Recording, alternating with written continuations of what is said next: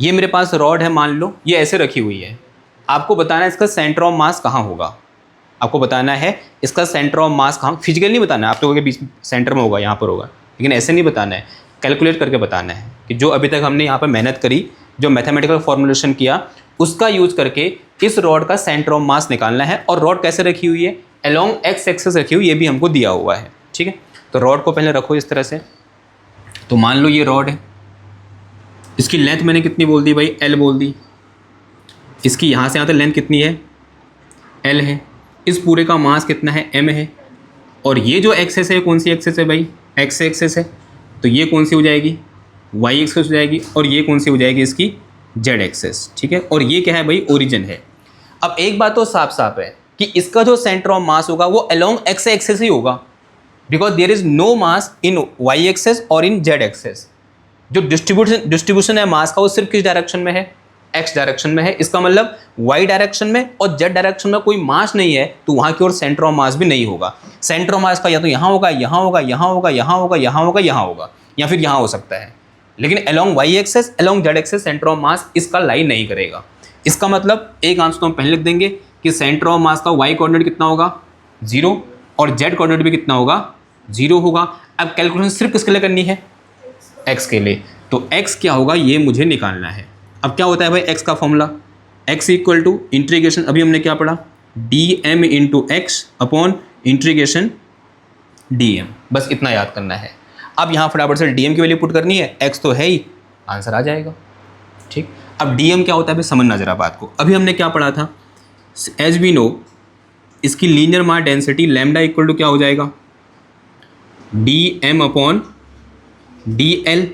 और अभी along x axis है तो this d l will be replace by d x. ये बात समझ में आ रही है, कैसे लिख रहा हूँ मैं यहाँ, वहाँ डी एल लिखा था, यहाँ के लिए डी एक्स लिख दिया, क्योंकि किस डायरेक्शन में है, ये अलोंग एक्स एक्सेस रखा है। अगर यही रॉड ऐसे रखी हो तो क्या लिखता है यहाँ पर मैं, डी वाई लिखता। अगर यही रॉड ऐसे रखी हो तो क्या रखता मैं वहाँ पर, डी जेड रखता। ठीक है, इतना सा चेंज आएगा, वो आप कर लोगे। तो अगर मैं यहाँ से क्या निकालूँ, अब डी एम निकालूँ तो डी एम इक्वल टू कितना आ जाएगा, लैम्डा इंटू डी एक्स आ जाएगा।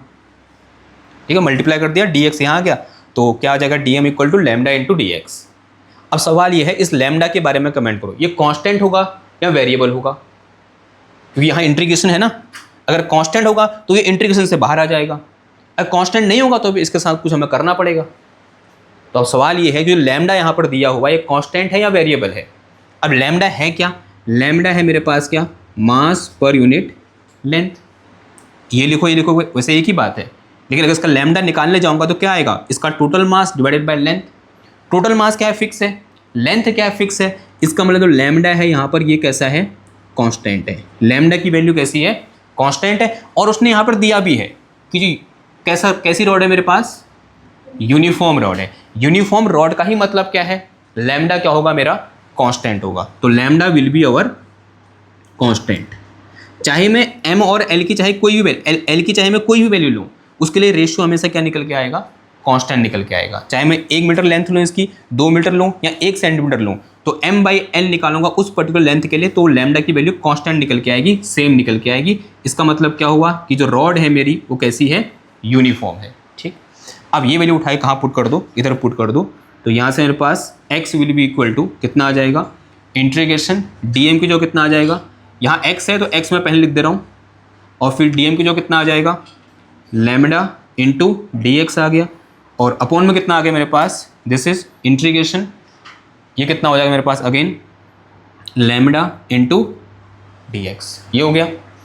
नाउ अब यहाँ क्या पुट करनी पड़ेगी, x की लिमिट। तो x कहाँ से कहाँ वेरी कर रहा है, यहाँ पर x इक्वल टू कितना है, 0 है। यहाँ पर x इक्वल टू कितना होगा, l के बराबर, बिकॉज इन लेंथ l है।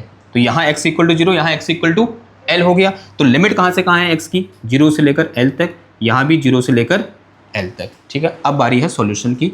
लैम्डा क्या है, कांस्टेंट है, तो it will come out from this integration. तो लैम्डा बाहर आ गया, अंदर कितना बचा, 0 से l, ये मेरे पास क्या है, x dx है, अपॉन नीचे से भी लैम्डा बाहर आ गया, अंदर कितना बच गया, दिस वन अवर dx, और लिमिट कहाँ से कहाँ, 0 से l। देखो भाई इससे ये कट गया, बताओ फिर x का integration with respect to x, 2, very good. क्या होता है, x स्क्वायर अपॉन 2 आ जाएगा, लोअर लिमिट फिर अपर लिमिट, ds का कितना होगा, x हो जाएगा। तो नीचे कितना आएगा, x आएगा। लिमिट कहाँ से कहाँ, 0 से l।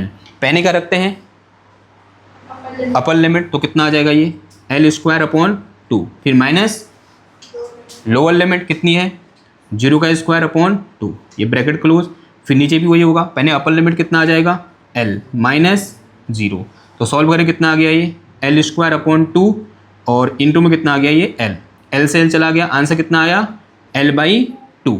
तो x की वैल्यू क्या आ गई मेरे पास, x = l/2, y = 0, z = 0। यानी इस रॉड का, इस यूनिफॉर्म रॉड का सेंटर ऑफ मास कहाँ पर होगा, जहाँ पर x की वैल्यू कितनी होगी l/2, y की वैल्यू 0, z की वैल्यू 0, यानी कहाँ पर, यहाँ पर।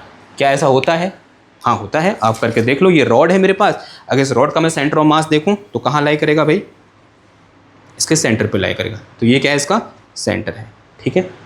तो जो हमने फिजिकली देखा वही यहाँ पर जो हमारे मैथमेटिकल कैलकुलेशन है उससे भी निकल के आया।